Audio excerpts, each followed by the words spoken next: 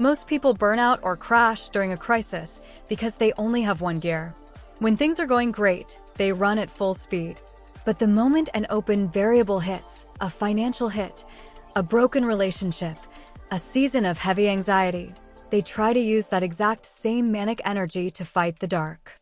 They sprint in the fog, trip over the chaos, and slide right back into a catastrophic spiral. Genesis 1:16 shows us that the secret to long-term psychological resilience isn't pretending it's always sunny. It's building two completely different engines to rule your highs and your lows. Genesis 1:16 says, "Then God made two great lights, the greater light to rule the day, and the lesser light to rule the night." Notice the word used here, rule. God didn't create these lights just to sit there. He made them to govern.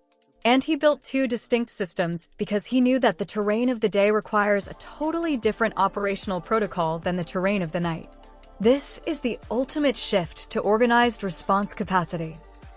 Lowering your brain's chronic threat prediction means you stop asking the night to look like the day. Instead, you change your internal governor to match the external season. How do you activate the twin governors when your life enters a dark valley? You apply the "I do this anyway" principle to run a specific, non-negotiable night protocol.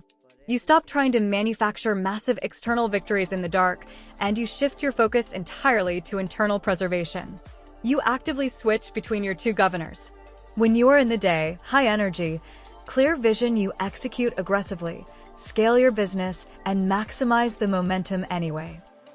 You let the greater light rule your production. When you hit the night, crisis, high stress, deep uncertainty, you don't panic. You switch gears. You run your bare-bones budget anyway, you protect your sleep anyway, and you hold your basic routines like iron anyway. You let the lesser light rule your maintenance. When you run the lesser light protocol, you are telling your nervous system, the environment has changed, but my capacity to govern myself hasn't. The night is real, but it is heavily managed. Stop letting a change in your circumstances cause a collapse in your character. You cannot control whether the sun is up or down today, but you have absolute authority over how you participate in the cycle. If you are standing in a dark, uncertain season right now, stop trying to force daytime metrics. Pick up your tools, lower your gear, execute your baseline discipline, and let your lesser light rule the night. Hold your ground, manage the dark, and wait for the turn. This is I Am Ahava Ministries. What you have carries power.